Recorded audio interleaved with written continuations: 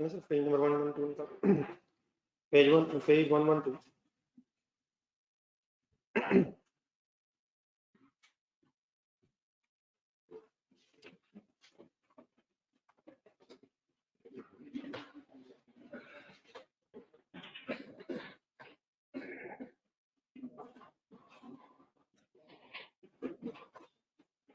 ये पढ़ना शुरू करें, क्वेश्चन बताओ। ऑनलाइन स्टूडेंट्स इकट्ठे हो गए।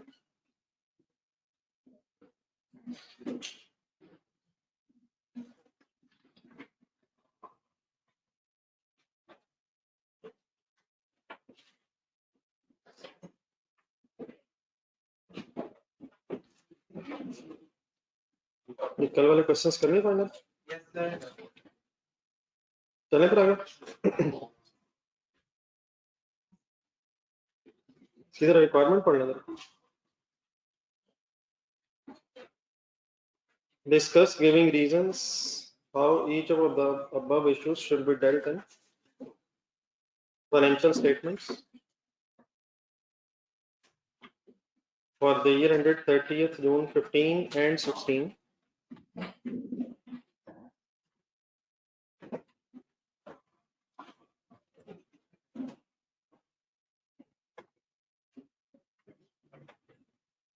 डिस्क्लोज की बात हुई थी, पिछला पेज देखो जरा, पेज नंबर 111।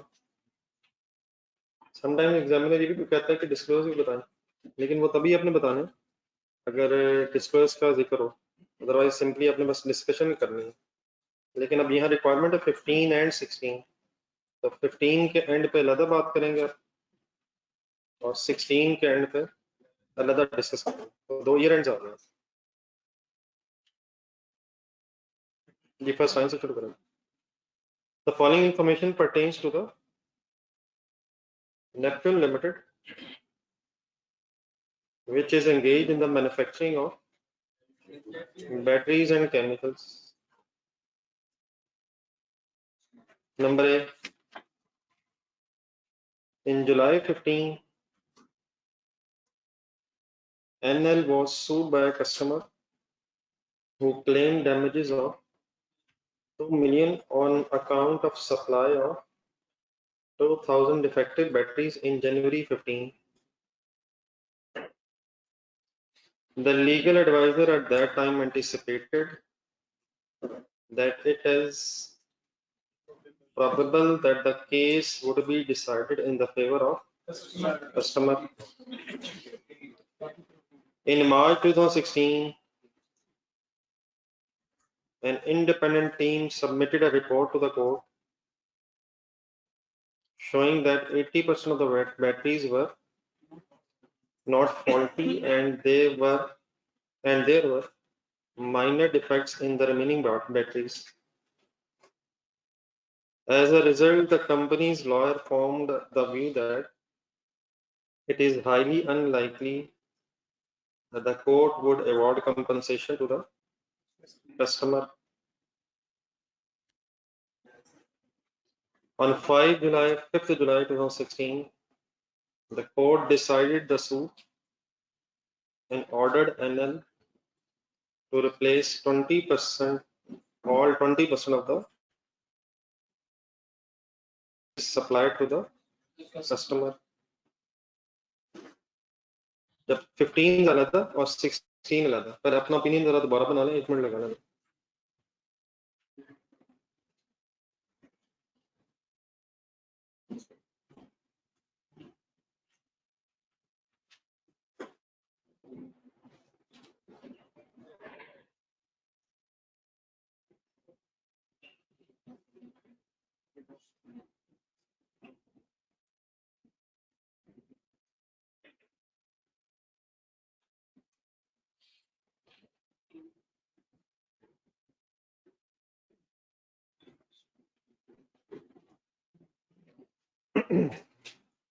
ये शुरू करें। 15 के एंड पे ओपिनियन बताएं। एनी पास्ट इवेंट्स है क्या? सप्लाई ऑफ डिफेक्टिव बैटरीज इन जनवरी है, हमारा ईयर एंड 30 जून। क्या ईयर एंड पे डिफेक्ट एग्जिस्ट करता हो? Any present obligation?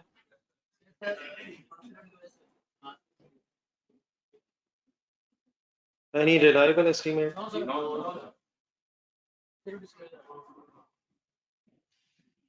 क्या ये प्रोबेबल है कि पैसे देने पड़ेंगे? तो सर 2 मिलियन अमाउंट है ना ये?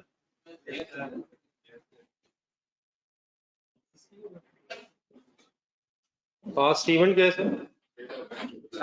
Cell of batteries with defects, और लीगल एडवाइजर के ओपिनियन में अब ये प्रोबेबल है कि केस जो है वो कस्टमर के हक में हो जाएगा, कस्टमर के हक में फैसला उसका हो जाएगा और अमाउंट अवेलेबल है, अनलेस ये भी बताया हो कि लीगल एडवाइजर का ओपिनियन है कि 2 मिलियन की बजाय कुछ और देना पड़ेगा. The legal advisor at that time anticipated it is highly probable that the case would be decided in the. अब देखें हम ये यकीनन हमें नेक्स्ट ईयर की भी इंफॉर्मेशन है, लेकिन अगर आप 30 जून 15 की फाइनेंशियल स्टेटमेंट्स बना रहे हैं तो उस वक्त आपको नेक्स्ट ईयर का भी नहीं पता होगा. तो उस वक्त तक हमारा डिसीजन क्या होगा कि देयर शुड बी अ, नहीं उस वक्त तक 30 जून 15 तक कि there should be a provision of 2 million. वो तो सब्सिक्वेंटली फिर बाद में जो हुआ हम बाद में कर सकेंगे. इस वक्त क्वेश्चन पढ़ते हुए तो हमारे सामने 16 की भी इंफॉर्मेशन है, लेकिन ईयर एंडेड 30 जून 15 पे अगर आप हैं तो उस वक्त 16 में क्या होना है वो तो अभी आपके लिए फ्यूचर इवेंट है. तो 15 के एंड तक क्या होना चाहिए सर? कितनी? अब 16 वाला दोबारा पढ़ना नेक्स्ट बार में.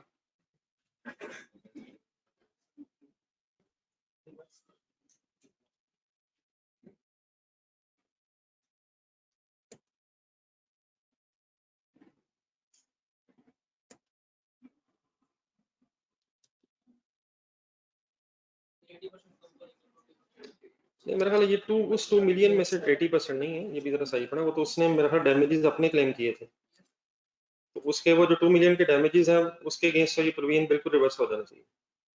अब सिर्फ बाकी ये जो फॉल्टी बैटरीज हैं ये वो नहीं है, मतलब मीन्स तो सही उस 2 मिलियन से इसका लिंक है. वो 2 मिलियन क्या है, वो तो उसका उसने क्लेम किया था. वो जो क्लेम उसने किया था उसका वो तो हमारे फेवर में हो गया, तो उसको तो आप पैसे नहीं देने. हाँ ये जो 20% बैटरीज का हमें रिप्लेस करनी है इसकी अलग एस्टिमेट होना चाहिए. वो 2 मिलियन बैटरीज का डिफेक्ट की अमाउंट करनी है. पढ़ेंगे वो 2 मिलियन क्या था, डैमेजेस का मीनिंग क्या था, उसके जो नुकसानात के अगेंस्ट उसने क्लेम किया था. ठीक है, तो जो उसने पैसे हमसे क्लेम किए थे वो अब हमारी लायबिलिटी रह गई है, सजी रह गई है. तो उसकी तो बात अब खत्म हो जाएगी. उसके अगेंस्ट अगर प्रोविजन हमने बनाई थी तो अब वो रिवर्स हो जाना चाहिए. क्या वो एरर हुआ था उस वक्त? उस वक्त हमारा अंदाजा यही था based on the information available on the balance sheet date. अब अगर हमारा एस्टीमेट बदल रहा है तो उसको हम चेंज इन एस्टीमेट के तौर पे प्रोस्पेक्टिवली रिवर्स करेंगे. लेकिन ये जो कोर्ट ने अब ये कह दिया कि 20% फॉल्टी बैटरीज जो है ये हमने कस्टमर को सप्लाई करनी है, तो इन पे अब जो खर्चा हमारा होगा इन 20% बैटरीज को रिप्लेस करने पे उसके अगेंस्ट हमारा एक्सपेंस रिकॉर्ड होना चाहिए. तो प्लीज वो जरा क्लियर कर लें कि वो 2 मिलियन जो है वो हमारे कस्टमर ने क्लेम किया था उसकी अमाउंट. अब हमें किसकी अमाउंट एस्टिमेट करनी चाहिए कि ये जो 20% फॉल्टी बैटरीज है उनको डिफेक्ट्स वगैरह को सही करने में हमारा कितना खर्चा होना. ठीक है, तो ओपिनियन करें फाइनल जरा क्या क्या होना चाहिए, कौन सी प्रोविजन रिवर्स होनी चाहिए सर, और उसकी जगह पर सब क्या सोचना चाहिए, reverse provision and make estimate of the 20% batteries जो हमने अब रिप्लेस करनी उसके अगेंस्ट जो हमारे पैसे अब जाएंगे उसका एस्टीमेट करना चाहिए. ठीक है, क्लियर? Any confusion?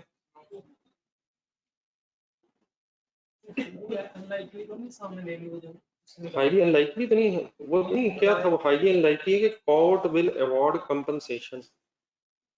ये हाईली अनलाइकली है कि कोर्ट 2 मिलियन की कंपनसेशन कस्टमर को अलाउ करेगा, लेकिन अगली लाइन शायद बैलेंस शीट डेट के बाद वो कंफर्म भी हो गई ये बात. बैलेंस शीट डेट तक तो शायद लग रहा था कि इंशाल्लाह नहीं करेगा, लेकिन 5 जुलाई को शायद कोर्ट डिसीजन भी आ गया और उस कोर्ट के डिसीजन ने की बेस पे ये पता चला है कि हमने अब कंपनसेशन नहीं देनी है, सिर्फ बैटरीज का जो डिफेक्ट है 20% उनको ठीक करना. ये event after the balance sheet date भी हुआ है. ये ईयर एंड जरा सामने रखिएगा. ईयर एंड क्या बनेगा दूसरा वाला? 5 जुलाई के है, ये तो नेक्स्ट ईयर की डेट है. तो हाईली अनलाइकली कब तक लग रहा था शायद, और अगर कोर्ट का डिसीजन ही हो गया तो फिर तो कंफर्म हो गया। लेकिन वो हाईली अनलाइकली क्या था, कोर्ट वुड अवॉर्ड कंपनसेशन। उस वक्त भी हमें लग रहा था कि कोर्ट इंशाल्लाह कंपनसेशन नहीं कहेगा कि करें, हम कोर्ट नहीं कहेगा कि कंपनसेशन हम अदा करें कस्टमर को। पहले क्या लग रहा था कि प्रोबेबल है कि डिसाइड हो जाएगा फिर कस्टमर की तरफ से। ठीक है, clear? Okay please. B sir, in July 14, NL entered into a 2 years contract with the supplier of raw material. With effect from 1st November 14, supplier stopped the supply of raw material and demanded price increase of 30%. Due to stoppage of supply, NL was unable to meet its sale orders. NL filed a suit claiming damages of 40 million from the supplier on 15th June 15. On 30th June 15, NL lawyer anticipated that NL would be awarded damages up to 60% of the claim. On 15th August 16, the court decided the case in favor of NL and awarded damages of 30 million to the company. Please आराम से पहले सही तरह translate करें sir.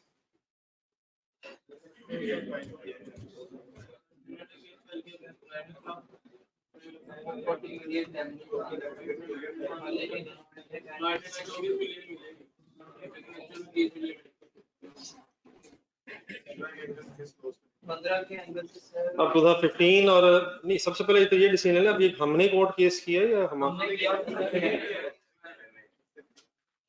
और ये कोई reimbursement भी नहीं है, ये नहीं होगा हमारा खर्चा नहीं, ऑन दिस कॉन्ट्रैक्ट भी ऐसा नहीं है, ये इसमें कोई लॉस मेकिंग कॉन्ट्रैक्ट नहीं है। लेकिन सर वो भी मतलब प्राइस में किसने इंक्रीज किए, वो तो उसने किए, तो क्या हम बाउंड है कि उसका प्राइस इंक्रीज माने? तो ये ऐसे तो नहीं लिखा नहीं। ऑन दिस कॉन्ट्रैक्ट क्या होता है, इसमें बेनिफिट्स कम और एक्सपेक्टेशन ज्यादा, उसकी तो वर्किंग भी नहीं हम कर सकते। वैसे भी मतलब ऐसा तो नहीं लिखा हुआ कि अब हम मतलब बाउंड हो गए, हमने तो शायद माना ही नहीं, हम तो कोर्ट में पहुंच गए, शायद हम हमारे कॉन्ट्रैक्ट में लिखा हो कि ऐसी कोई क्लॉज नहीं, तो ठीक है वो बात भी हो सकती है, लेकिन मेरे ख्याल है यहाँ वो एप्लीकेबल नहीं है। यहाँ हुआ ये है कि उसने प्राइसेस बढ़ाई हैं, हम उसकी वजह उसको प्राइसेस बढ़ा के शायद उसने डिलीवरी स्टॉप कर दी, बल्कि उसने डिलीवरी पहले स्टॉप की और फिर डिमांड की प्राइसेस बढ़ा दिए, उसकी वजह से हम अपने कस्टमर्स को टाइम पे चीजें शायद सप्लाई नहीं कर पाए, उसके अगेंस्ट फिर हम कोर्ट में पहुंच गए, 40 मिलियन के डैमेजेस क्लेम कर लिए। 30 जून 15 तक हमारा लॉयर ये कहता था कि 60% तक डैमेजेस हमें मिल जाएंगे। फिर 15 अगस्त 16 वाले दिन जाकर कोर्ट का डिसीजन अल्हम्दुलिल्लाह हमारे फेवर में हो गया और हमें 30 मिलियन डैमेजेस भी मिल गए। कोर्ट में केस है जिसके अगेंस्ट कुछ शायद पैसे रिकवर होने का सारी स्टोरी है। तो नहीं, अब आराम से 30 जून 15 जेन में रखें, कंटिजेंट एसेट चीज है, नहीं पढ़ ले आराम से। अब अगर कंटिजेंट एसेट है, पैसे आने हैं, तो अब virtually certain probable possible words अपने जेन में रखने हैं।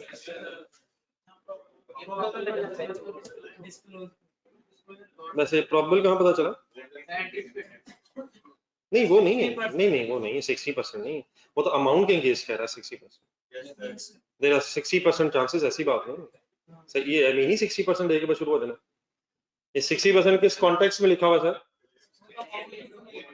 40 मिलियन में 60% मिल जाएगी, अमाउंट के अगेंस्ट 60%। ये नहीं कि जहां परसेंटेज देखी बस वही होगा, इस तरह नहीं सर, नहीं आप ट्रिबल में लगे हुए, ये जब तक आप सही पढ़ेंगे नहीं, ट्रांसलेशन नहीं करेंगे, इसका फायदा नहीं इसका। जी एंटिसिपेटेड यहाँ वर्ड है जो स्टैंडर्ड का वर्ड नहीं है। मेरी सजेशन वही है जो मैंने कल भी आपसे कहा था कि सबसे पहले आपको इस स्टोरी में एक्सप्लेन कर देना चाहिए कि ये एक कंटिजेंट एसेट है, it is a possible asset जो फ्यूचर की इवेंट्स पर डिपेंडेंट है। फिर आपको ये बात करनी चाहिए कि अगर ये वर्चुअली सर्टन हो जाए फिर इसे रिकॉर्ड किया जाता है, अगर ये प्रोबेबल हो तो डिस्क्लोज किया जाता है, और अगर ये प्रोबेबल से भी लोअर हो, पॉसिबल लेवल पे हो या रिमोट, फिर इसे इग्नोर कर देना चाहिए। देन फिर उसके बाद ये है कि आपकी अपनी अंडरस्टैंडिंग जो भी आपको इस लाइन से समझ आएगी वो फिर आप एक्सप्लेन करें। तो anticipated that NL would be awarded damages up to 60% में वर्चुअली सर्टन तो महसूस मेरा नहीं ख्याल होगा, लेकिन अगर आप फॉर एग्जांपल पूरी स्टोरी के बाद अपनी कंक्लूजन ड्रॉ करेंगे तो, और स्टैंडर्ड के एग्जैक्टली वर्ड्स नहीं भी लिखे हुए तो एग्जामिनर यकीन आपको मार्क्स देगा, लेकिन अगर आप लॉजिकली अंदर अंदर तो एंटिसिपेटेड स्टैंडर्ड का वर्ड नहीं है। मेरा ख्याल है कि इस वर्ड से आप वर्चुअली सर्टन की तरफ तो कम से कम नहीं जाएंगे। हाँ प्रोबेबल लेवल पे और या पॉसिबल लेवल पे हम रह सकते हैं। मेरा ख्याल है कि शायद, आपका क्या ज़हन कहता है? लग रहा है कि कुछ प्रोबेबिलिटी है शायद इसकी। तो फिर देन आप फिर इस तरह से कंक्लूड कर सकते हैं कि in my view this anticipation means there is a probability that the amount will be received and therefore 24 million calculate हो गए, should be disclosed।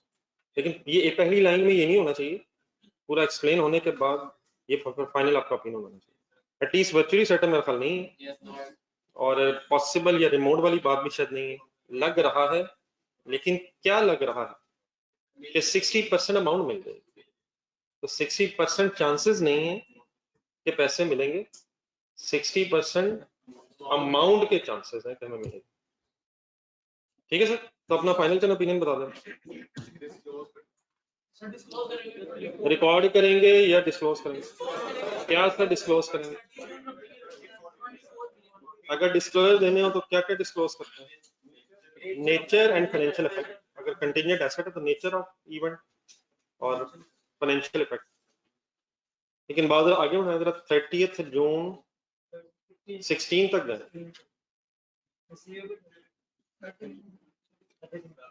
हाँ जी, ये भी ज़हन में आना चाहिए। 30 जून के बाद ये हो रहा है काम, डिसीजन तो कोर्ट का बैलेंस डेट के बाद हुआ।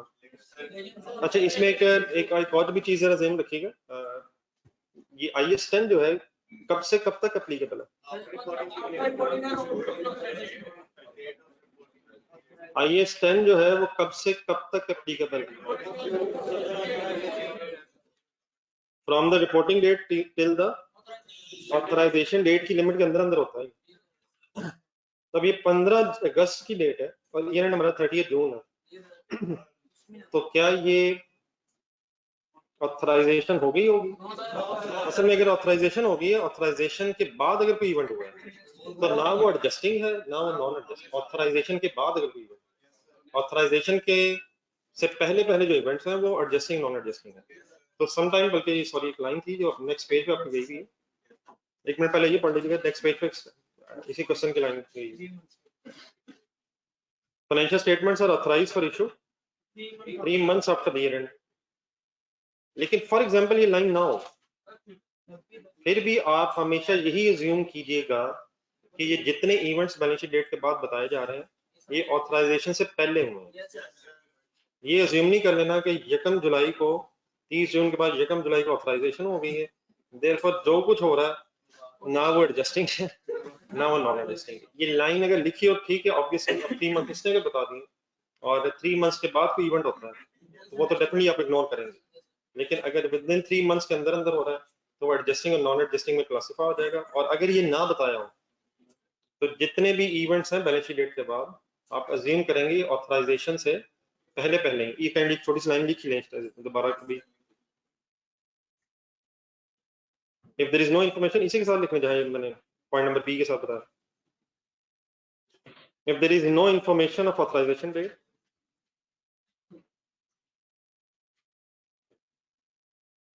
सर ये 2 चेयर्स का गैप छोड़, बल्कि 2 नहीं 2 रोज ही छोड़ दो, उड़ जाओ। If there is no information of authorisation date, नहीं आपको भी कह देता हूँ, लेकिन आप पहले आते हैं, आप करते कुछ नहीं मेरा ख्याल। आराम से सीरियस होकर पढ़े sir. If there is no information of authorization date then assume financial statements are yet to be authorized.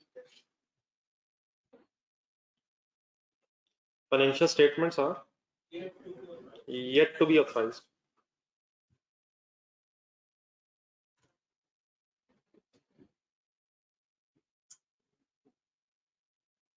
तो फाइनल करने के प्लीज 30 जून 16 से रखते 30 जून 16 पे कोई अब रिसीवेबल की तरफ जाएंगे आप? क्या ये अमाउंट अब रिसीव होना वर्चुअली सेटल हो गया? कोर्ट का डिसीजन हो गया सर, पैसे मिले तो नहीं है, बल्कि मिले लेकिन बैलेंस शीट डेट के बाद, लेकिन बैलेंस शीट डेट पे फिर क्या करेंगे? क्या ये अमाउंट अब कंटिंजेंट है या अब वर्चुअली सेटल होके अब इसको रिकॉर्ड हो जाना चाहिए? ये एडजस्टिंग इवेंट भी है, लिखें जरा सा।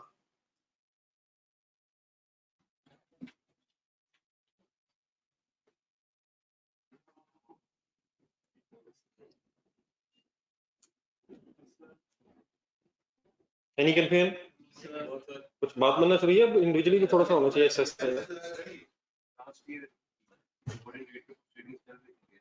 जी जी नहीं, लास्ट ईयर नहीं, अब तो करंट ईयर है ना, पहले 30 जून 16 को कोर्ट में केस चल रहा, कोर्ट में केस चल रहा था, हमें पिछले साल से लग रहा था कि हमें पैसे मिलने हैं, लेकिन इस बैलेंस शीट डेट के बाद कीवर्ड ने ये बताया है कि एग्जैक्टली कितने मिल रहे हैं। तो अब हम रादर देन के एस्टिमेट्स करें, अब एग्जैक्ट हमें अमाउंट बैलेंस शीट डेट के बाद पता चल गई है, तो देयरफॉर फाइनेंशियल स्टेटमेंट्स में उस एग्जैक्ट अमाउंट की बेस पे एंट्री हो जाएगी। जी sir see, on 30th April 15, NL's board of directors decided to dispose of chemicals division, which was incurring heavy losses. The decision was made public on 10th December 15. NL commenced negotiations with Venus Limited in March 16. The sale was finally executed on 31st July 17. Costs incurred during the months of July and August in connection with the closure of divisions were as follows. पहले इनके simple translation सुन लीजिएगा, ये words काफी repeat होने हैं। Redundancy cost का मतलब होता है टर्मिनेशन बेनिफिट्स। एम्प्लॉइज को अगर आप रिडंडेंट का मीनिंग होता है मतलब जॉब से निकाल रहे हैं और उस वक्त कुछ पेमेंट्स कर रहे हैं, तो termination benefits, golden handshake schemes, redundancy cost कहलाता है। नहीं, प्रोविडेंट फंड वगैरह तो अलग चीज होती है, एक वन टाइम पेमेंट की जाती है इस वजह से कि आपने उन्हें जॉब से फारिग किया, तो as a gesture of goodwill इकट्ठे पैसे दे दिए जाते हैं कि वो भी बाद में कुछ और कर सके। बाकी उसके जो ग्रेजुटी वगैरह वो तो वैसे ही बन रही थी, वो तो देनी है आपने, प्रोविडेंट फंड जो उसका बनता है।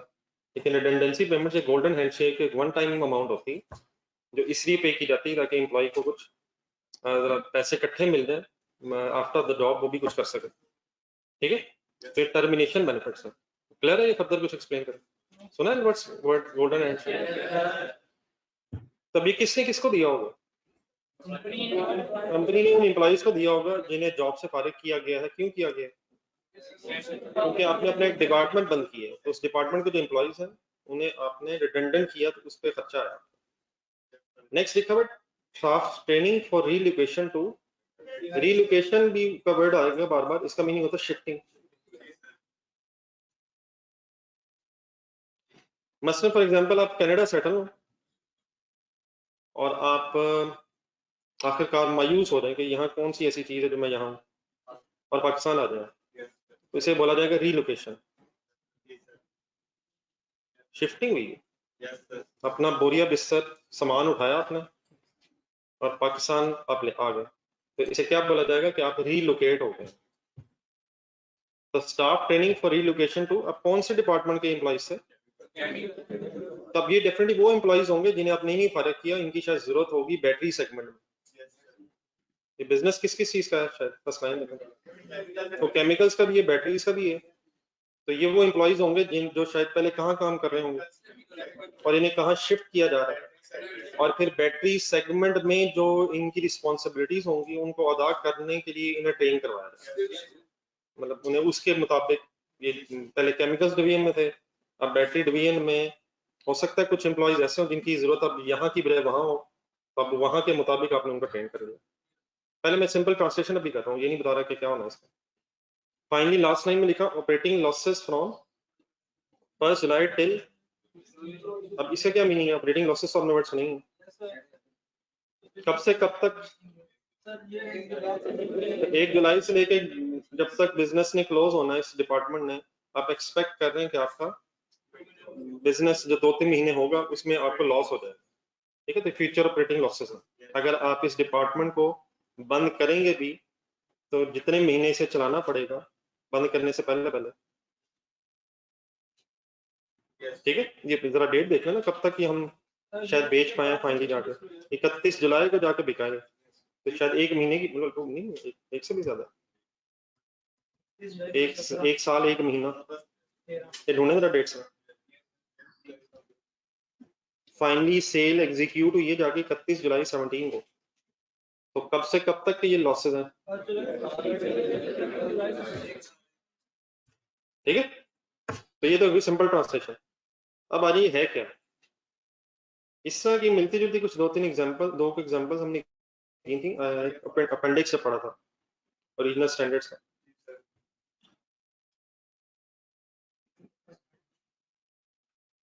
तो मैं आपके सामने जरा दोबारा निकाल लेता हूँ, शायद आपको याद है। क्लोजर ऑफ डिवीजन, अगर कोई डिपार्टमेंट आपने बंद करना है तो इसकी कोई लीगल ऑब्लिगेशन शायद नहीं होती, ये मैनेजमेंट का अपना डिसीजन है। तो ये, लेकिन ये कंस्ट्रक्टिव ऑब्लिगेशन तब बनती है जब मैनेजमेंट का डिसीजन हो गया हो, प्लान बन गया हो, और वो प्लान कम्युनिकेट भी हो गया हो बैलेंस शीट डेट से पहले पहले। तो काइंडली जरा 5A की जरा स्टोरी जरा रिवाइज कर दीजिए, देखें जरा बोर्ड पे। हाँ जी, एक सेकंड। 12 दिसंबर बोर्ड में डिसीजन हुआ, लेकिन at the end of the 31 December the decision was not communicated. 31 दिसंबर अगर ईयर एंड आपका है और डिसीजन तो हो गया लेकिन ये कम्युनिकेट अगर नहीं हुआ तो क्या होना चाहिए? No obligation, therefore no provision. लेकिन सेकंड एग्जांपल देखें, 5B जो थी, 12 दिसंबर को डिसीजन हुआ, 20 दिसंबर को डिटेल प्लान बना, लेटेस्ट सेंड होने शुरू हो गया, रिडंडेंसी नोटिस चले गए, कस्टमर्स को बता दिया, क्या कम्युनिकेट हो गया? फिर हमारा क्या डिसीजन था कि अब जो डिसीजन कम्युनिकेट हो गया बैलेंस शीट डेट से पहले, मींस इससे इसमें दो काम बैलेंस शीट डेट से पहले पहले होना चाहिए, तभी बैलेंस शीट डेट पे आपकी कंस्ट्रक्टिव एप्लीकेशन होगी। नंबर 1 नहीं, नंबर 1 डिसीजन, प्लान, डिसीजन होके प्लान बन जाए कि हमने क्या क्या करना है, और देन फिर वो प्लान कम्युनिकेट भी हो जाए, और अगर अभी कम्युनिकेट नहीं हुआ तो फिर अभी constructive obligation to close down the division final. ठीक है, दोनों में डिफरेंस अब क्लियर है? मेरा ख्याल है यही दोनों चीजें इस सिनेरियो में इकट्ठी हैं। अब पढ़े जरा, और डेट्स का जरा सही ध्यान रखिएगा। Once again we have to decide about 30th June 2015 अलग और 16 अलग। पहले 15 जहन में रखते पड़ेंगे।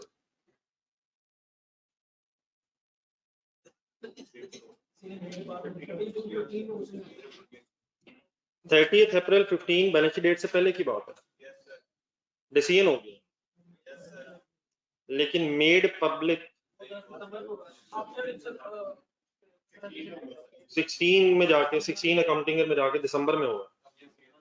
नहीं वो अभी पहले 15 डिसाइड कर, डिसीजन हो गया लेकिन कंस्ट्रक्टिव ऑब्लिगेशन क्यों क्रिएट नहीं हुई है? अभी कम्युनिकेट नहीं हो सका, जिससे वैलिड एक्सपेक्टेशंस अभी अराइज नहीं होंगी, लोगों को नहीं पता चलेगा हम क्या करना चाह रहे हैं। देयरफॉर 30 जून 15 पे हमारा डिसीजन क्या होगा? नहीं कुछ तो होगा, नहीं ignore means no provision, no obligation, no provision, कुछ तो होगा। मतलब इग्नोर तो क्या इग्नोर? प्रोविजन क्यों ignore? neither an obligation, neither a constructive obligation, because the decision has not been made public, therefore it will not result into recognition of provision। नहीं sir, इस वक्त डिस्क्लोजर भी किस चीज का होगा? तो ऐसे ये भी नहीं कि अपनी मर्जी से जो दिल करे तो डिस्क्लोजर भी। 30 जून 16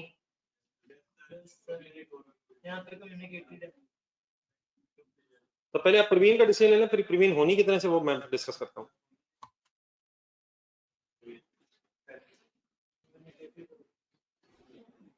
क्या 30 जून 16 से पहले पहले अब लोगों में वैलिड एक्सपेक्टेशंस राइज हो गई?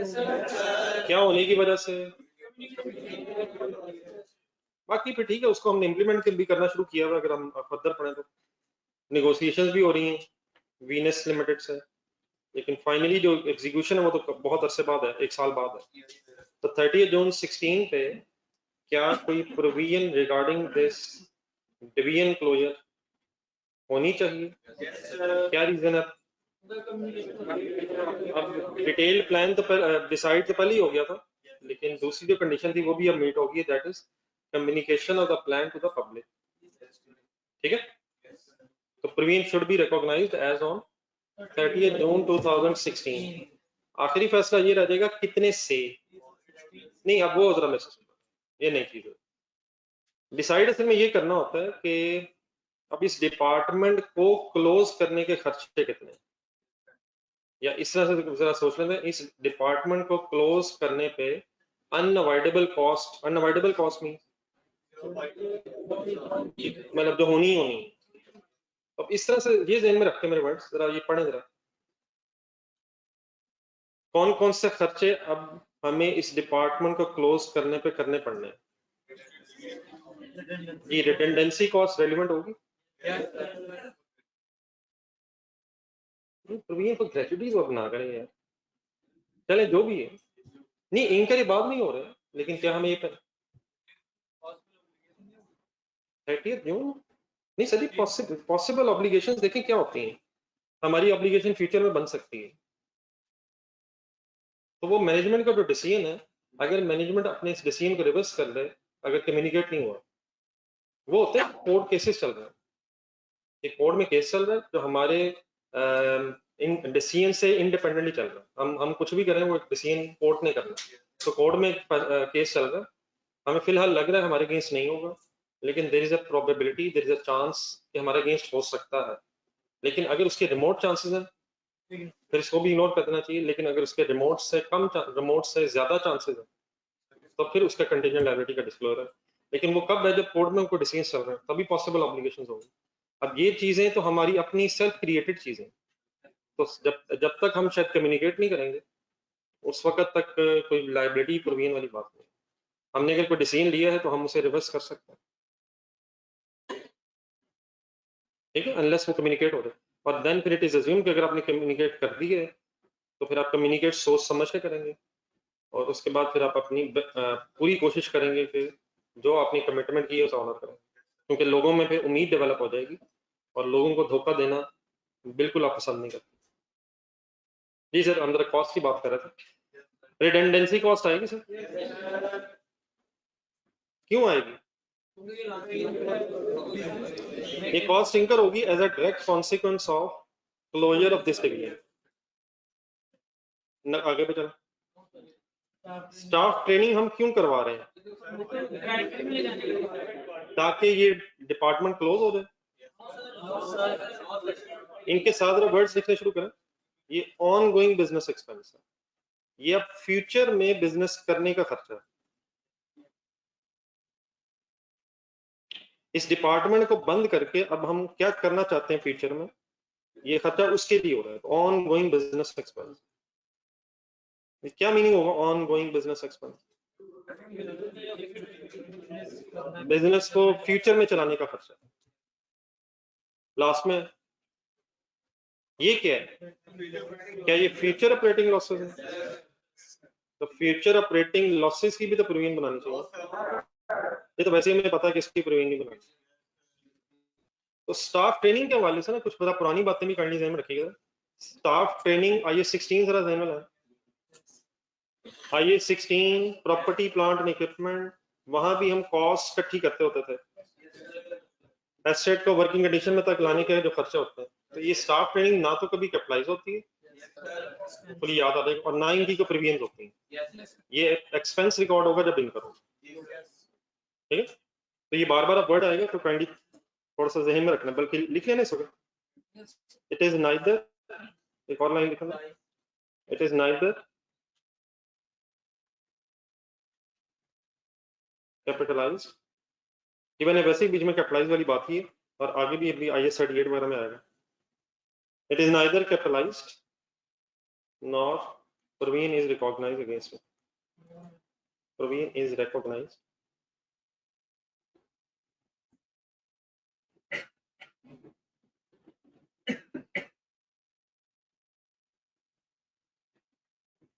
nor Praveen is recognized.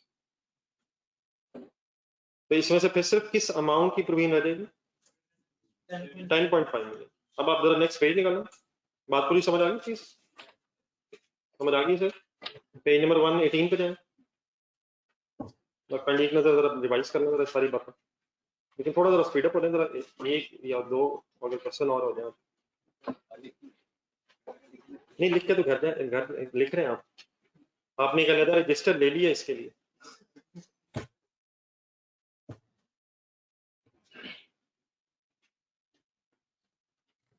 महाराज ये लिख के करना पड़ना है। आई होप कि आपने कोई एक आध सवाल जरूर किया होगा या इरादा तो किया होगा, लेकिन वो इरादा आपने कम्युनिकेट नहीं किया मुझे लग रहा है।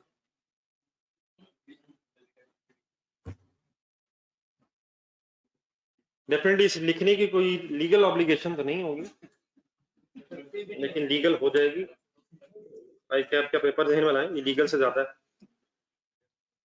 ये लीगल से खतरनाक हो जाएगी।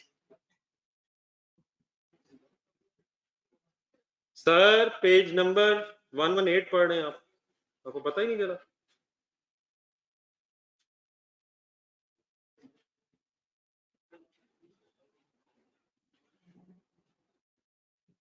सर 2 चेयर्स का गैप रख रहे हैं तो बेहतर है, आप लोगों की सेहत के लिए बेहतर है, 2 कम से कम बनेगा। उबैद घर से पढ़ के आए, 2-3 नहीं आगे रहने दें, आगे नई दोस्ती भी तैयार है जहां बैठे लेकिन अलग बैठे।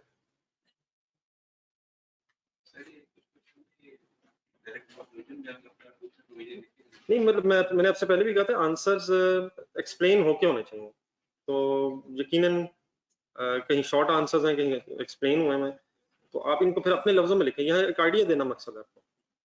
क्वेश्चन नंबर 3 जिस तरह था, मेरा ख्याल है वो ज्यादा बेहतर तरीका है जो मैंने कल क्वेश्चन नंबर 3 बनाया, तो थोड़ा सा एक्सप्लेन करके स्टैंडर्ड को फिर अपनी एक्सप्लेनेशन में, लेकिन एटलीस्ट जो लिखा हुआ है पहले ये मतलब इस एंगल से देखने की सारी बात आ गई, इनिशियली पहले इस एंगल से फाइंड कर, बाकी ये लिखना आपको अपने वर्ड्स में चाहिए, लेकिन डेफिनेटली ये पढ़ेंगे स्टैंडर्ड के वर्ड्स तभी आपके अपने वर्ड्स में स्टैंडर्ड के कुछ वर्ड्स ऐसे आएंगे जो रेलिवेंट है, मतलब अपने लफ्ज भी नहीं ना बनाना। Present obligation, probable outflow of resources, reliable estimate, इस तरह के वर्ड्स आपकी स्टोरी में आ रहे होने चाहिए, वर्चुअली सर्टन, ताकि कुछ ना कुछ एग्जामिनर को पता चले कि आपने पढ़ के लिखा है।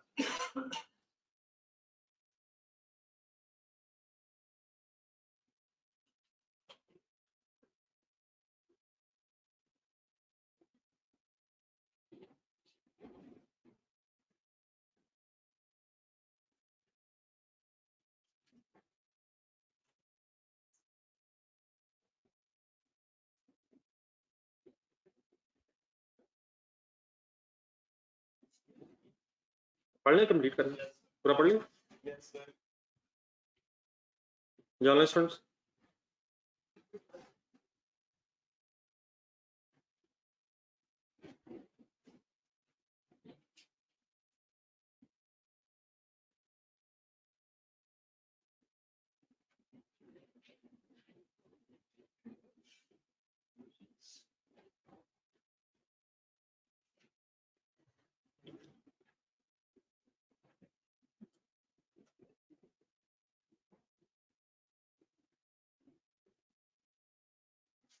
वॉल्यूम 1 की रिक्वेस्ट की थी आपसे, ढूंढिएगा जरा।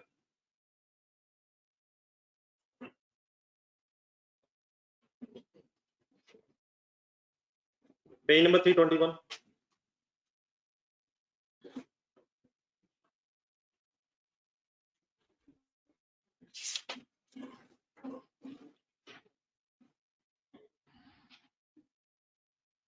है किसी के पास?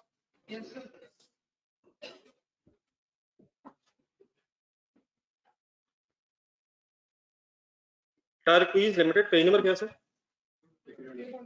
Page number online student sir बता दो।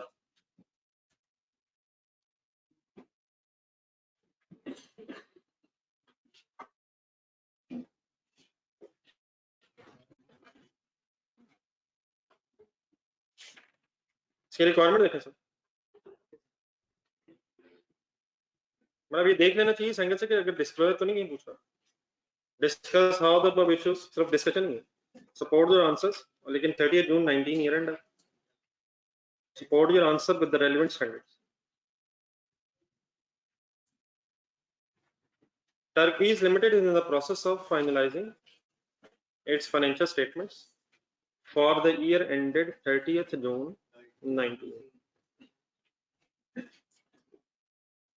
Following matters are under consideration. ये पहला वाला खुद से पढ़ें और अपना आंसर बना लें ज़हन में।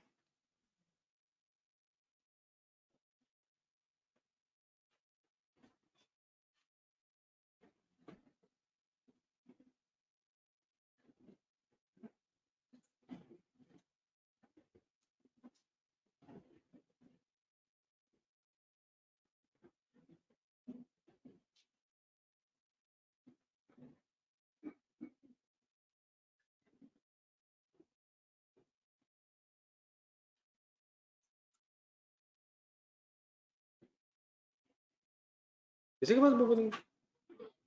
अगर बुक है तो बुक से पढ़े। कौन बैग से निकाले? बुक निकालो।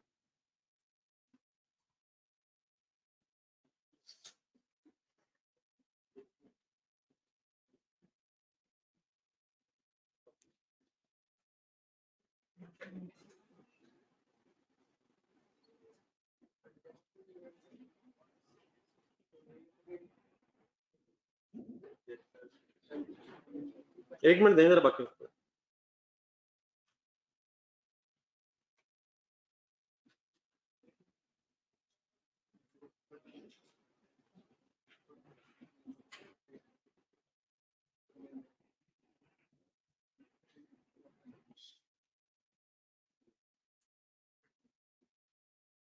ये ऑनलाइन स्टूडेंट्स अपना ओपिनियन दें। ये फिर परसेंटेजेस आ रही हैं और अपने गलत तरफ नहीं जाना। वो जो परसेंटेजेस कल आ रही थी वो और तरह से थी, और चीजों की। ये सबसे पहले तो ये बताएं कि ये एडजस्टिंग इवेंट है नॉन एडजस्टिंग? वजह नुकसान हो चुका था बैलेंस शीट डेट पे, जिसकी वजह से कोर्ट केस हुआ। कितना क्लेम हो रहा?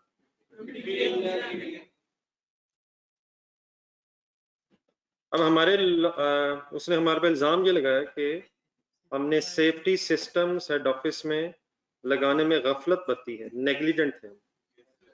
ओनर जो था बिल्डिंग का, एडजेसेंट बिल्डिंग का, अकॉर्डिंग टू टीएल्स लॉयर, हमारा लॉयर ये कहता है कि 70% प्रोबेबिलिटी है that we would be found negligent. यहां तक ये प्रोबेबल हो गया,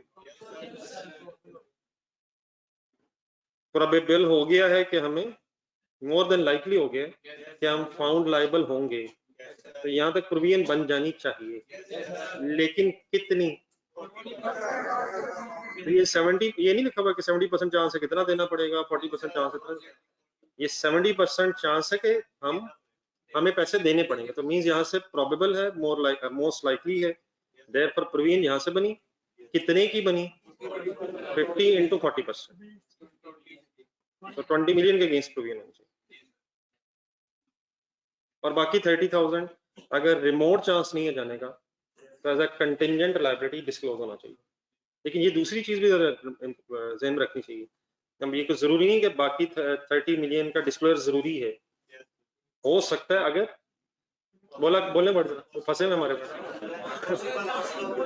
unless possibility of outflow of remote resources is remote, disclosure होना चाहिए अनलेस पॉसिबिलिटी और outflow of resources is remote. तो ठीक है, बाकी 30 की बात होनी चाहिए। ठीक है, एनी कंफ्यूजन सर? फाइनल करने क्या क्या हुआ इसमें डिसाइड? एडजस्टिंग इवेंट है, लॉयर के ओपिनियन के मुताबिक प्रोबेबल आउटफ्लो ऑफ रिसोर्सेज है, देयरफॉर रिलायबल एस्टीमेट तक हम पहुंच पा रहे हैं बिकॉज ऑफ हिज ओपिनियन, तो 20 मिलियन की प्रोविजन होनी चाहिए। ठीक है, पॉइंट नंबर 2 पढ़े, ये शायद अभी थोड़ी देर पहले बात हुई है।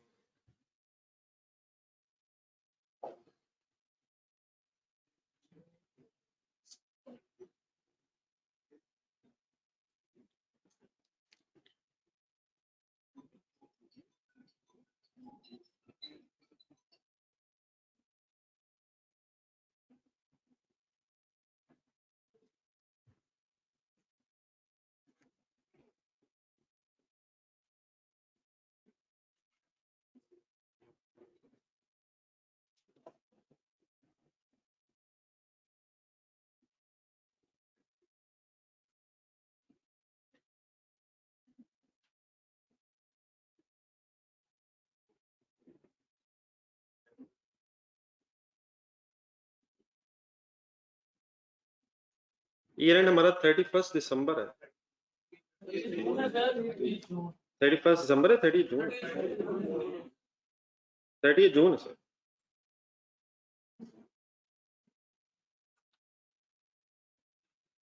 जी sir, 30 June 2019 board of directors decided to relocate the regional office from Multan to Lahore. Shifting हो रही है जी सर, तो बनेगी इसकी कोई कंस्ट्रक्टिव ऑब्लिगेशन? वजह जून तक हो गया ये काम, प्लान हो गया है, अप्रूवल हो गई है, तो कंस्ट्रक्टिव ऑब्लिगेशन कब हो जाती है इन चीजों की? प्लान बन जाए और कम्युनिकेट हो जाए, और वो शायद रिपीट ही हो रहा है। कितने से होगी? 3 क्या चीज है?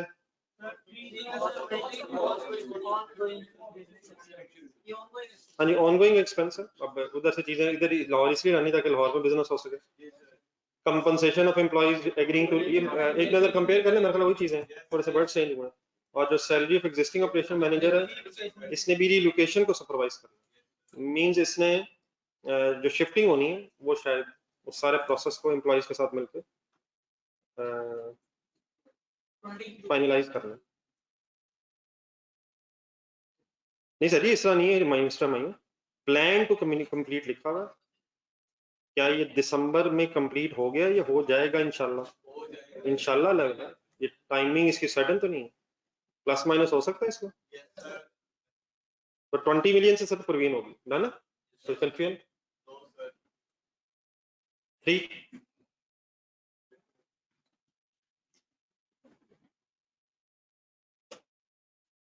TL had sold, sorry TL had 6000 unsold. अब तो हजरात यहां से पढ़े, मैं साथ पढ़िए।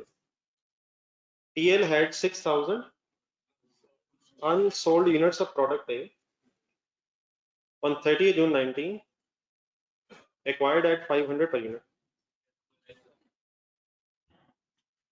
In June 2019, the selling price of the product A has fallen to, जो एम्प्लॉय शिफ्ट होना चाह रहे हैं उनकी कंपनसेशन है, एम्प्लॉइज एग्रीइंग टू रिलोकेट, जो एम्प्लॉइज शिफ्ट होना चाह रहे हैं उनकी कंपनसेशन है। ठीक है sir. TL had 6,000 unsold units of product A as on 30 June 2019, acquired at 500 per unit. Unsold units का मतलब कितने के खरीदे थे? In June 19, the selling price of the product A has fallen to 350 per unit. हाँ, एक minute, let's complete the story. TL acquires product A under the contract in which TL has to buy 10,000 units of product A per month for 500 per unit. The contract is valid till 31st August 19, and if the TL decides to cancel the contract, then it must pay a cancellation penalty of 4 million. TL is of the view that the market may not improve in near future. लेकिन इसमें अब दो चीजें मेरे ख्याल अलग-अलग सोचनी चाहिए. पहला पैराग्राफ पहले फाइनल, पहला पैराग्राफ पहला पैराग्राफ पहले पढ़ लेने दे. अलग-अलग डिसीजन, एकदम भी जज्बाती नहीं होना.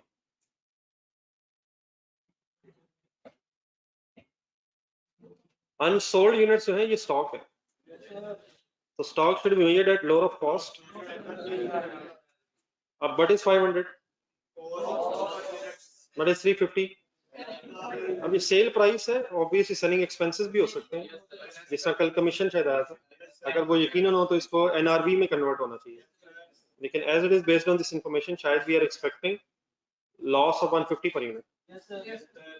ऐसी तो 6000 इंटू 500 अगर करेंगे तो कॉस्ट आ जाएगी, 6000 इंटू 350 करेंगे तो एनआरवी आ जाएगी, और नेट करके डिफरेंस भी वैसे लिया जा सकता है. ये कर ले सॉल्व करा, लेकिन 3 million and 2.1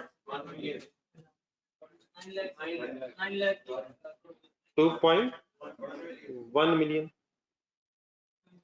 तो लोअर क्या बनता है NRV, which means we are expecting a loss of 9.9 million, 9 lakh.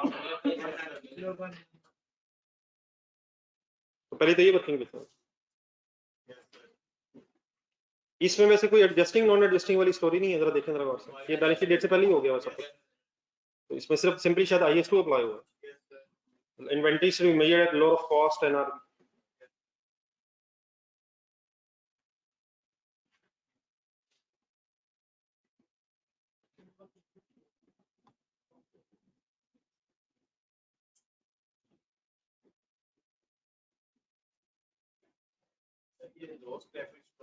जाने दें सर, क्लोजिंग स्टॉक को वैसे ही 21 लाख पे लिख लेंगे और ऑटोमेटिकली प्रॉफिट कम हो जाएगा.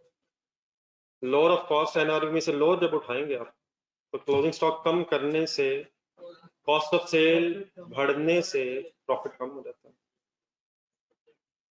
तो इसकी शायद एंट्री ऑटोमेटिक हो जाती है.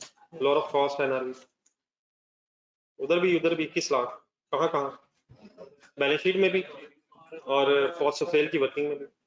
तो लोअर स्टॉक लिखने से फाइनेंशियल स्टेटमेंट्स में 9 लाख का इफेक्ट आ जाएगा. वैसे स्टॉक कम करने से क्या होता है, ऑटोमेटिकली प्रॉफिट कम होता है. क्लोजिंग स्टॉक कम करने से प्रॉफिट कम होता है और लॉस इमीडिएटली रिकॉर्ड होता है. जी वो एक, अब आपको क्योंकि इंट्रो एग्जाम थी इसलिए मैं दूसरी बात नहीं कर रहा, लेकिन मेरे सामने जो बात आई है वो भी ठीक है. एक परपेचुअल इन्वेंटरी सिस्टम होता है, उसमें फिर एंट्री करनी पड़ती है क्योंकि उसमें स्टॉक साथ साथ रिकॉर्ड हो जाता है. उसमें फिर एंट्री होगी cost of sale debit inventory credit. जी ठीक है, वो भी ठीक है, लेकिन शायद ये भी डिसाइड हुआ उस जमाने में कि बाय डिफॉल्ट पीरियोडिक ही होता है unless there is information of के परपेचुअल. Next paragraph sir. तो ये इंट्रो एग्जाम होने से अल्हम्दुलिल्लाह बच्चे जल्दी होंगे. सेकंड पैराग्राफ देखिए. अब सेकंड पैराग्राफ पे फोकस करके बताएं कुछ यहाँ भी है. क्या है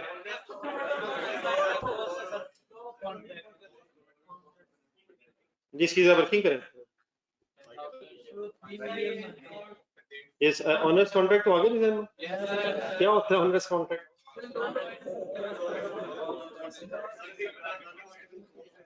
unavoidable cost of meeting obligation the contract exceed benefits. हमने कितने महीने कम से कम और इस कॉन्ट्रैक्ट को चलाना है, 2 महीने और चलाना है. दूसरी ऑप्शन क्या है, 4 मिलियन कैंसिलेशन पेनल्टी दे दें. तो पेनल्टी सीधी दे दें, पहले वर्किंग कर लेनी चाहिए, वर्किंग कर लेनी चाहिए, वर्किंग कर लेनी चाहिए, वर्किंग करवाएं. 10,000 पर मंथ है ये, और जुलाई अगस्त के 2 महीने इंटू 2 एक मिनट 10,000 क्या इंटू 2 क्यों आया, अगले 2 महीने ये कॉन्ट्रैक्ट वैलिड है, मल्टीप्लाइड बाय. अब 150 नेट लॉस है, नेट लॉस निकाल रहे हैं, बेनिफिट है इसका 350 बेनिफिट भी है, खर्चा लेकिन 500 है, तो नेट कितना फर्क है एक्स्ट्रा, तो 150 will be the net loss of exiting from the contract, तो ये बनेगा 3 मिलियन। ये वर्किंग लिख क्या है, ये 3 मिलियन नहीं, मतलब मीन्स से अगर कॉन्ट्रैक्ट पूरा करेंगे तो ये 3 मिलियन का हमें नेट नुकसान होना है, नेट करके 3 मिलियन का नुकसान होना है, और इसके अगेंस्ट पेनल्टी की पेमेंट है 4 मिलियन, तो टोटल हो गया 7 मिलियन।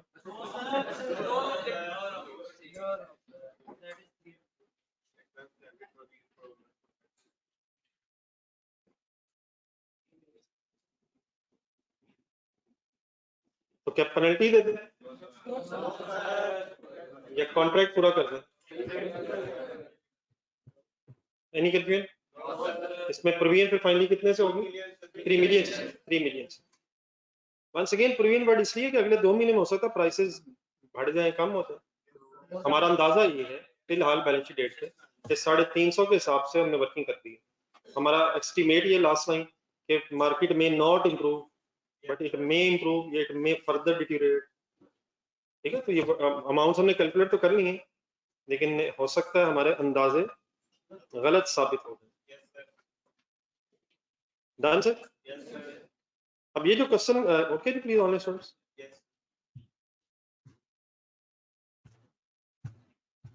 जो मैं क्वेश्चन आपसे को करवा रहा था ये खास तौर पे पॉइंट नंबर 4 की वजह से, तो पॉइंट नंबर 4 के लिए आपके पास प्लीज 2-3 मिनट है, आराम से सोचें, बेहतर ये कोई ना कोई वर्किंग भी करना है, और मैक्सिमम ये होगा कि गलत हो जाए, इसके अलावा कोई चांस नहीं है। तो कोशिश करने से पेन पकड़े, आराम से इंग्लिश पढ़ें। या प्रॉब्लम, पहला प्रॉब्लम यही है कि ये इंग्लिश पढ़ के सही समझ नहीं पाते आप लोग, तो इसको सीरियस लें।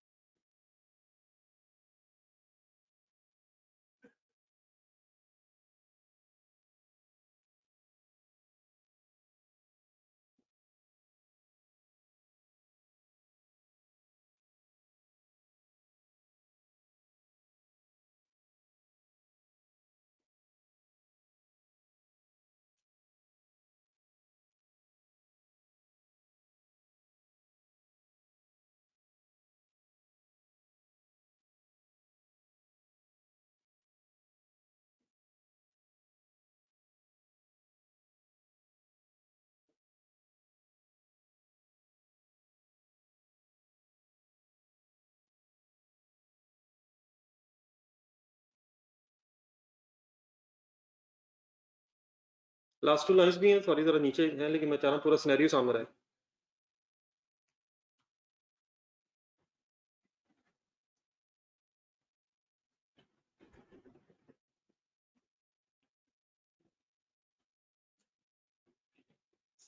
कुछ लिख के करना था अगर जहन बनता तो।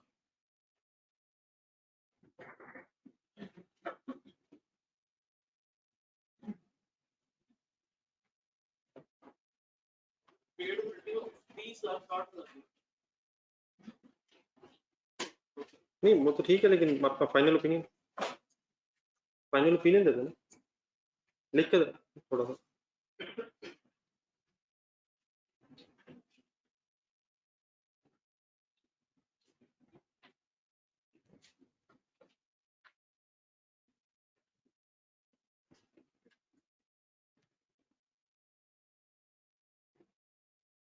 इधर गायब थे सर कल आप? हाँ।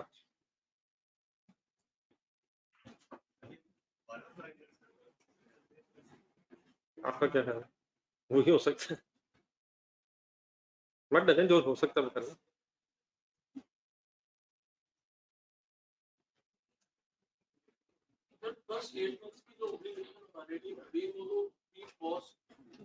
ठीक है मैं वही कह रहा हूँ, जरा कुछ ना कुछ अपना ओपिनियन लिख लें, लिख लें।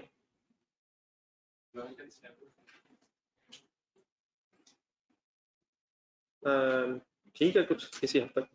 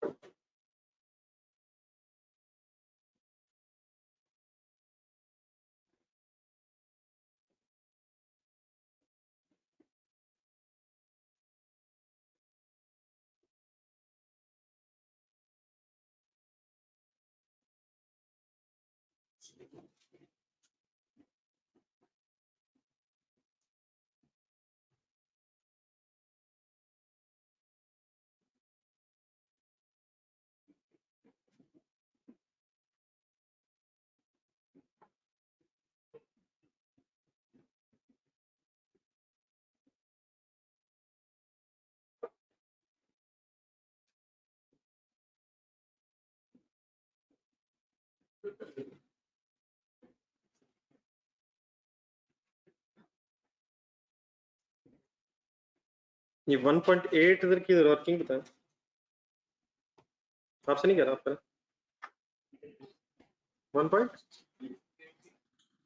1.8 पूरा 86, हाँ 86 पे, हाँ ठीक है 1.86 ठीक है।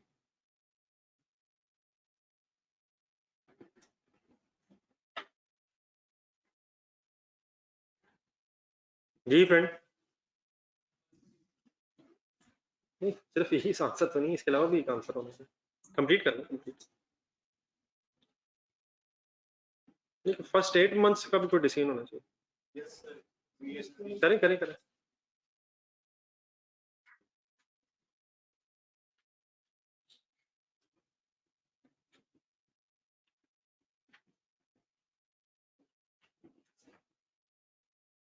क्या गिन रहे हैं सर? अच्छा पढ़ रहे हैं, गिन रहे हैं।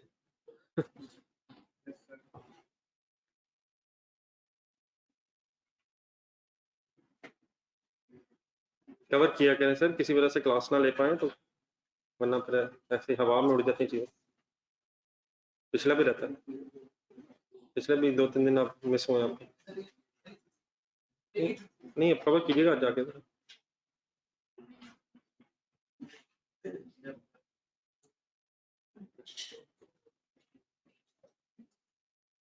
एक मिनट 1 मिनट रिमेनिंग सर, बाकी भी सोच लो।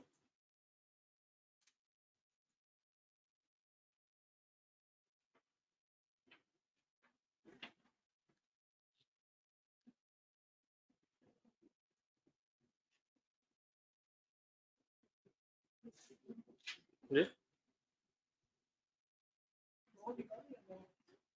अमाउंट बतानी है सर, अगर अमाउंट्स अवेलेबल हो तो अमाउंट्स की कैलकुलेशन करनी चाहिए। कितनी? 3060 में एक फर्दर एडजस्टमेंट होनी चाहिए।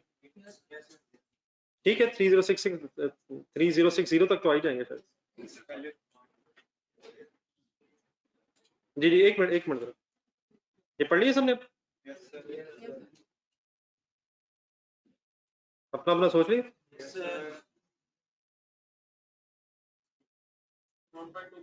जी। अब सबसे पहले तो फैसला ये असल में है इम्पोर्टेंट, शुरू कर रहा हूँ मुझे। हमारी जो वारंटी है ना वो 12 महीनों की है। सल्फर लिमिटेड की वारंटी 8 महीने की है। हाँ जी, और वारंटी सर्विसेज जो है वो प्रोवाइड कर रहा है एसएल मींस मैन्युफैक्चरर।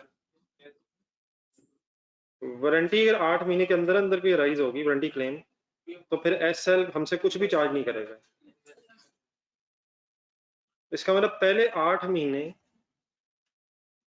तो हमारी कोई probability of outflow of resources नहीं है।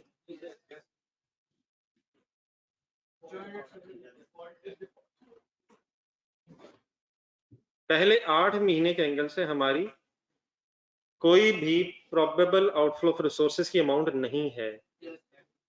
ये थर्ड लाइन अगर ना होती हाउएवर वाली, तो ये शायद मेरी बात पूरी हो जाती। अगर फॉर एग्जाम्पल थर्ड लाइन ना होती तो फिर तो बात मेरी पूरी हो गई है। क्या कि फर्स्ट 8 मंथ्स के अंदर जो इफेक्ट्स आएंगे उसके हम रिस्पॉन्सिबल ही सॉर्ट ऑफ नहीं, वो सारा खर्चा किसकी जिम्मेदारी है, और उसने वारंटी दी भी 8 महीने की। लेकिन ये थर्ड लाइन है कि हम रिस्पॉन्सिबल हैं अगर एसएल ने अपनी कमिटमेंट को ऑनर ना किया, तो यहाँ से फिर हमारी पॉसिबल ऑब्लिगेशन बन जाएगी जिसका फिर डिस्क्लोजर होना चाहिए। तो पहले 8 महीने के एंगल से इस लाइन की वजह से हमारा एक कंटिंजेंट लायबिलिटी का डिस्क्लोजर होना चाहिए। लेकिन ये भी हमें थोड़ा सा एक्सप्लेन इस एंगल से कर देना चाहिए कि हमारी रिस्पॉन्सिबिलिटी है, हो सकती है, लेकिन एग्जामिनर कम से कम ये बता देना चाहिए कि ये कंटिंजेंट लायबिलिटी के डिस्क्लोजर की जरूरत नहीं है अगर रिमोट चांसेस हैं कि एसएल जो है अपनी कमिटमेंट को ऑनर नहीं करेगा।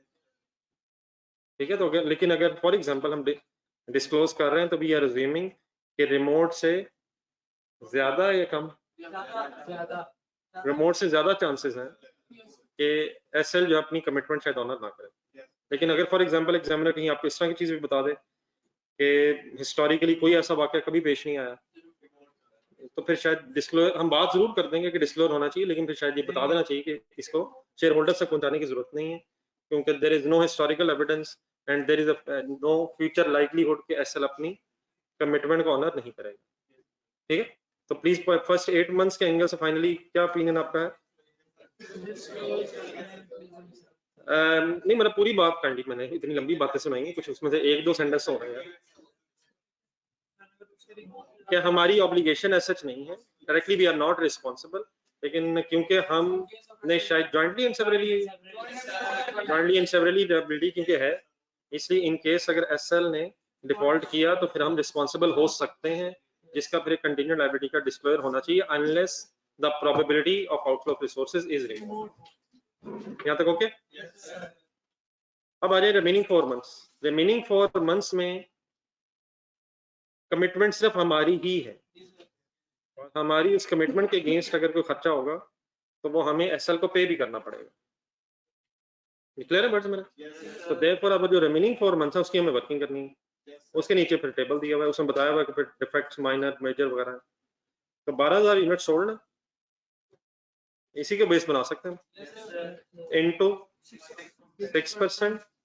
अब ये वाले लेंगे हम परसेंटेजेस, इनटू 6% इनटू, तो 500 कहाँ से आ गया? Minor defects, major defects, moderate and sorry major. इसी तरह 12,000 इंटू 10% इंटू 1000, हाँ एक सेकेंड, और 12,000 इंटू 5% एंड इंटू 2500। तो ये वाली वर्किंग तो होपफुली आपने कर ली होगी। इसकी अमाउंट टोटल बनती है 3.06 मिलियन इन तीनों का सम शायद। लेकिन इसमें एक आखिरी लाइन पर है, ये आखिरी लाइन जरा काइंडली दोबारा पढ़ना रहेगी। हाँ जी, ये भी ठीक है, प्रोविजन यूज होगी, मतलब इसका ये कि हमने 1.2 मिलियन की अमाउंट ऑलरेडी पे कर दी है। ये तो हमने कैलकुलेट कर ली कि इतनी प्रोविजन बनती है बेस्ड ऑन दिस परसेंटेजेस, लेकिन अब हमारी प्रोविजन होनी कितनी चाहिए, ये तो टोटल अमाउंट है। अगर उसमें से कुछ पे हो गया हुआ तो फिर लेस ऑलरेडी पेड।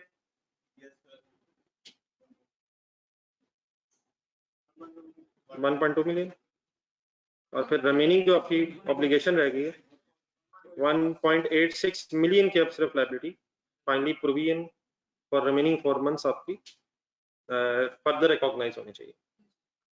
लिख लें अगर वर्किंग नहीं लिखी। कोई कंफ्यूजन प्लीज? जी जी। आखिरी 4 महीने के नहीं, आखिरी 4 महीने के यूनिट्स पे रिस्पॉन्सिबल नहीं है, ये काइंडली सही कर रहा।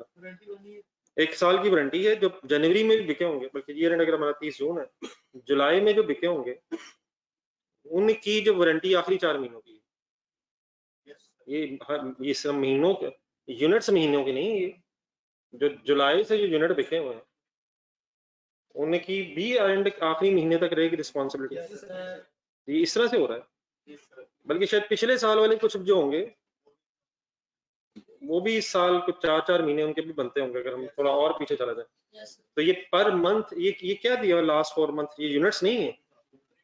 1 साल की वारंटी के 2 हिस्से हो रहे हैं, 8 महीने की वारंटी, पहले 8 महीनों की वारंटी और आखिरी 4 महीनों की वारंटी। मतलब अगर 1 जुलाई पे कोई यूनिट बिका है, 1 जुलाई 2018 पे, तो उसके लिए भी हम पूरा साल रिस्पॉन्सिबल रहेंगे, लेकिन फर्स्ट 8 मंथ्स कौन रिस्पॉन्सिबल रहेगा और आखिरी 4 महीने। तो ये इस तरह से ये पूरे साल के यूनिट्स के हम रिस्पॉन्सिबल रहेंगे, मेरा तो ख्याल ये। ठीक है, फर्स्ट 8 मंथ्स के लिए फर्स्ट 8 मंथ्स में अगर कोई डिफेक्ट आता है तो कौन रिस्पॉन्सिबल होगा? एसएल।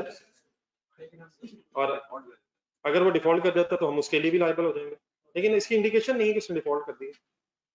हम फिलहाल सिर्फ डिस्क्लोजर दे रहे हैं, अनलेस ये पता चल जाए कि उसने डिफॉल्ट कर दिया है, तो फिर मेरा ख्याल हमें ये वाली जो फर्स्ट 8 मंथ्स की स्टोरी है इसकी भी प्रोवीन की तरफ जाना चाहिए, फिर कंबाइन हो जाएगा। फिर मेरा ख्याल ये अब देखें ना, ये 12% और 12/7/4 ये क्या है? पहले 8 महीनों में जिन प्रोडक्ट्स में डिफेक्ट आने का चांस है, तो इसको हमने क्यों इग्नोर किया? इसके अगेंस्ट हम रिस्पॉन्सिबल नहीं है इस वक्त तक। जॉइंटली रिस्पॉन्सिबल तो है, लेकिन वो तभी रिस्पॉन्सिबल हम फाइनली होंगे अगर पता चल जाए कि उसने डिफॉल्ट कर दिया है। बाकी फिलहाल अगर हमें इंफॉर्मेशन नहीं है तो हम डिस्क्लोजर की तरफ से जा रहे हैं, लेकिन ये कहना कि उसने डिफॉल्ट कर दिया है शायद अकॉर्डिंग टू दिस सिनेरियो ऐसी है। ये जरा काइंडली नेक्स्ट पेज पे इसके आंसर्स पढ़ना है। जी सर। नहीं, अगर फॉर एग्जांपल हमें वो देता भी है तो हम बस उसे आगे पहुंचा देते हैं। पहले 8 महीने ये हो सकता है कि सीधी जो प्रोडक्ट है वो मैन्युफैक्चरर के पास जाती हो, लेकिन ये भी हो सकता है कि पहले हम पकड़ते हैं वो हम पहुंचाते हैं। लेकिन अगर हम पकड़ के आगे पहुंचा भी देते हैं पहले 8 महीने, तो इवन देन हम रिस्पॉन्सिबल नहीं है जब तक वो डिफॉल्ट नहीं करेगा। नहीं, वो तो तब करेंगे ना कि अगर हमने हमारे पैसे जाने हो और फिर हमारे यहाँ वापस आने हो। तो यहाँ जो थर्ड लाइन है, फोर्थ लाइन, इसमें तो हो ही क्या रहा है, विदाउट एनी चार्ज। हमारा खर्चा, एक तो ये हमारा खर्चा होता है हमें वापस मिलता है, और एक ये है कि हम बस पकड़ा देते हैं और खर्चा वही करता है। तो इस केस में neither provision nor reimbursement. Reimbursement कब होगी? मसलन हमने वारंटी दी है और हम ही जिम्मेदार हैं कि हम अदा करेंगे उसे। हाँ, हमें अपनी वारंटी अलग मिली हुई लग रहा है इस स्टोरी में कि पहले 8 महीनों की वारंटी डायरेक्टली मैन्युफैक्चरर से मिली हुई। हाँ, लेकिन हमने भी जिम्मेदारी उठाई हुई कि अगर मैन्युफैक्चरर ने अपनी ऑब्लिगेशन पूरी ना की तो हम रिस्पॉन्सिबल होंगे, और फ्री ऑफ चार्ज अगर वो कर रहा है तो इट मीन्स हमारे पैसे तो नहीं जा रहे। एक ये भी हो सकता है हमारे जाते हैं फिर हमें मिलते हैं, तो इस केस में हम प्रोविजन भी बनाते, और अगर वर्चुअली सर्टन होता तो हम रिइंबर्समेंट भी बनाते। तो इस केस में तो विदाउट एनी चार्ज है, तो मेरा हमारा कुछ नहीं जाना। There is no probability of any resources until SL will default. ठीक है, डिस्क्लोज करेंगे वहां पे। ये बेटा टोटल किस लिए करेंगे? ताकि टोटल सामने आ जाए, फिर फाइनल बैलेंसिंग फिगर आ जाए। वो तो डेफिनेट नेट आंसर भी निकाल सकते हैं। मिस्टर मायू इस तरह ना करिए, तेरी मेहरबानी, ऊपर लिखा वारंटी पीरियड 12 महीने है।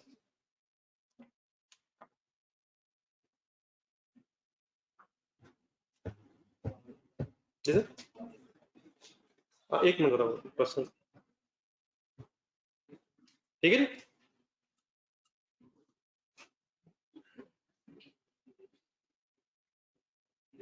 डिस्क्लोज करेंगे पहले 8 मंथ की वजह उसकी सर्विस। एक सेकंड जरा आंसर पढ़ने जरा का, फिर फाइनल कर लेते हैं। ये फर्स्ट टू जरा एक minute, A B first 2 points पढ़ना फिर मैं आता हूं। नेक्स्ट पेज पे ही आप लोग पास इनके बाद बुक है।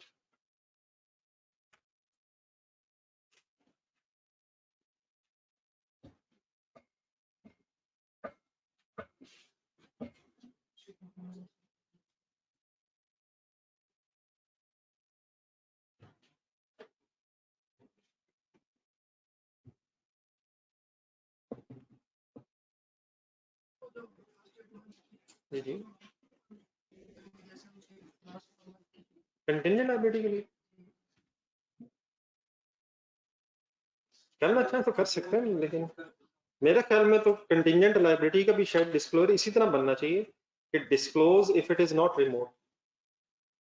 फिलहाल कोई ऐसी इंडिकेशन नहीं, कर सकते हैं ठीक है कंटिंजेंट लायबिलिटी की अमाउंट, लेकिन वो तब आपने करनी है शायद जब डिस्क्लोजर भी रिक्वायर्ड है, फिर उसमें आपने बताना होता है ना कि फाइनेंशियल इफेक्ट इसका कितना। तो अगर डिस्क्लोजर नहीं लिखा हुआ, अमाउंट कैलकुलेट कर दें, वो गलत नहीं है, लेकिन शायद वो तब जरूरी है जब आपने डिस्क्लोज देना है, फिर आपने बताना होता नेचर क्या है, फाइनेंशियल इफेक्ट क्या है, पॉसिबिलिटी ऑफ एनी रिइंबर्समेंट वगैरह क्या है, तो उस वक्त फिर कंटिंजेंट लायबिलिटी की अमाउंट कैलकुलेट करना जरूरी है। इस केस में भी हो सकती है, लेकिन कंटिंजेंट लायबिलिटी के डिस्क्लोजर के लिए करेंगे आप, एंट्री के लिए तो नहीं ना कर रहे।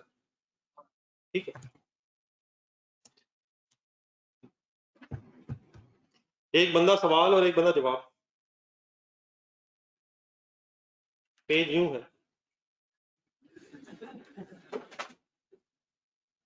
सवाल वहां से पढ़ना, जवाब सामने, फिर अगर नहीं बुक मेरे सामने नजर आ रहा, कंपैरेटिवली ज्यादा बेहतर नजर आ रहा होगा।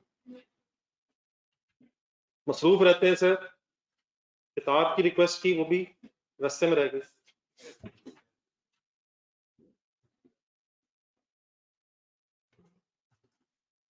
जी 1 और 2 कैंडी जल्दी से फाइनल।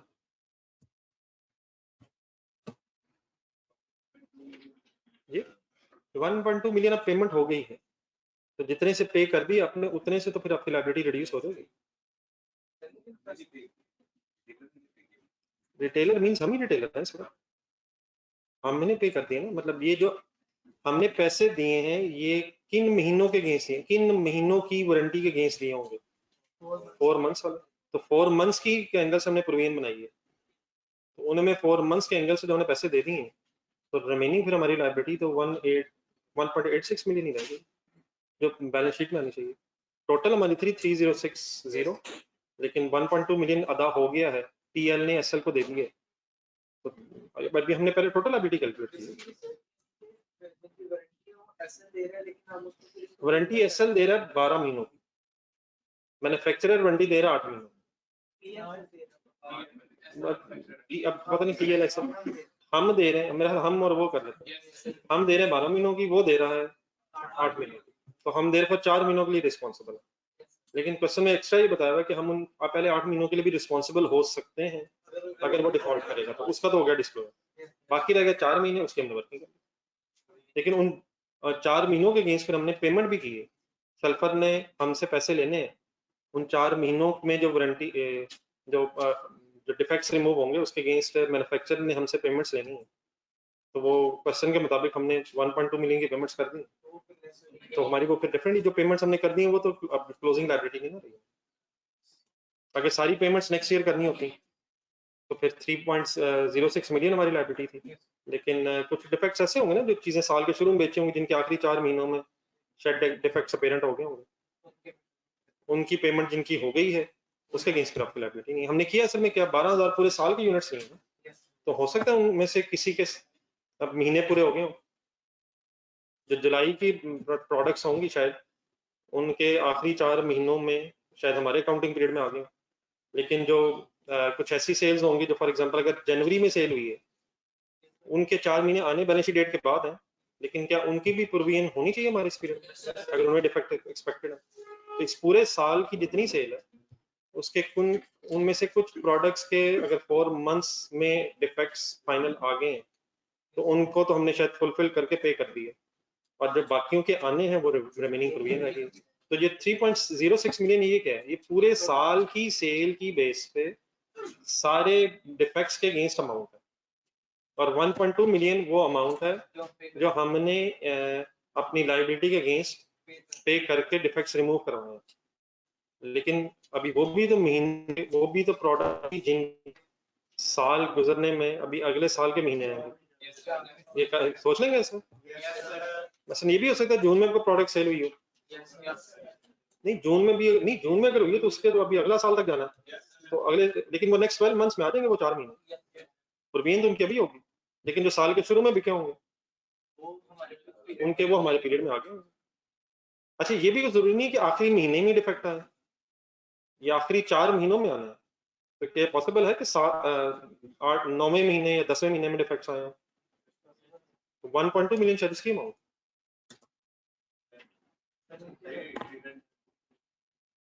है जी, रिडेंडेंसी क्या होती है? हाँ, रिस्ट्रक्चरिंग एक वर्ड आ रहा है, वो तो मैं यहाँ जरा सिर्फ अंडरलाइन कर लें जिन बाबू का, ये इसी को रिस्ट्रक्चरिंग कहते हैं। ये बिजनेस का कोई डिपार्टमेंट क्लोज कर देना, इसी को रिस्ट्रक्चरिंग कहते हैं। पहले जरा पढ़ लें, फिर वो एक रिस्ट्रक्चरिंग का पैराग्राफ ही है। ये सिंपली ये जो डिवीजन क्लोज हो रही है, डिपार्टमेंट को बंद कर रहे हैं आप या शिफ्टिंग कर रहे हैं। रिस्ट्रक्चर का मतलब होता है बिजनेस को करने का तरीका बदल दिया आपने। तो ये वर्ड जरा यहाँ से हाईलाइट कर लें, बाकी इसको जरा मैं चाह रहा था जरा ये एग्जाम्पल्स पहले आ जाए, फिर वो एक हाफ पेज है उसमें मैं फर्दर एक्सप्लेन करता हूँ। मैनेजमेंट अपने बिजनेस को रीस्ट्रक्चर समटाइम्स कर देती है और बिजनेस करने का तरीका बदल देती है। फॉर एग्जांपल 5 प्रोडक्ट्स बना रहे थे आप, अब आपने एक प्रोडक्ट बनाना बंद कर दिए, ये रिस्ट्रक्चरिंग कहलाती है। आपने अपने कुछ ऑफिस को बंद कर दिए, ये भी रिस्ट्रक्चरिंग है। डिपार्टमेंट्स क्लोज हो गए हैं, एक जगह से दूसरी जगह शिफ्ट हो गए हैं। बिजनेस चलाने के तरीके का चेंज होते जाए, इसको रिस्ट्रक्चरिंग बोला जाता है। तो यहाँ सिर्फ हाईलाइट करने ये डिवीजन क्लोज के एंगल से, बाकी ये भी इंशाल्लाह कल से।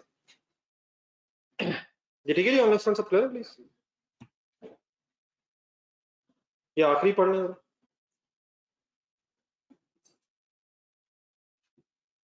ये आखिरी खास सब जरा देख रहे हैं, इसको फाइनल करने दो।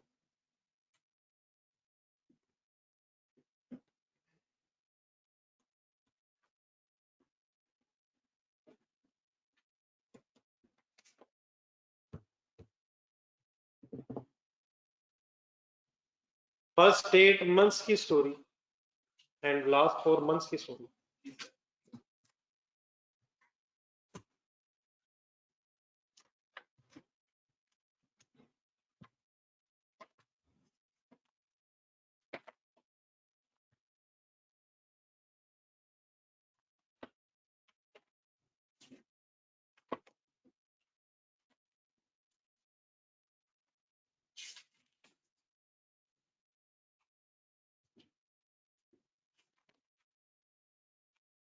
ये फाइनल है सर प्लीज?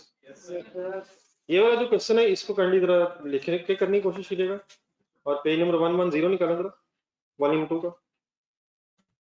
एक क्वेश्चन मेरे ख्याल है इंडिविजुअली भी जरा होमवर्क रखना, इसको घर से पढ़ा जरा, साथ साथ कर लेंगे तो सर ये कोई बोझ नहीं है। कम से कम एक जरूर लिखें।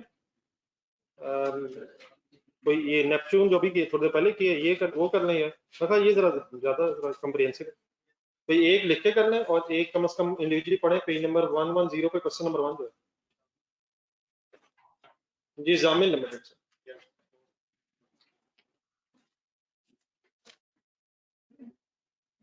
ठीक है जी, तो page number 110 by the name of Jamil, इसको काइंडली पढ़ें और जरूर आधा पौना घंटा दें यार। डन है सर?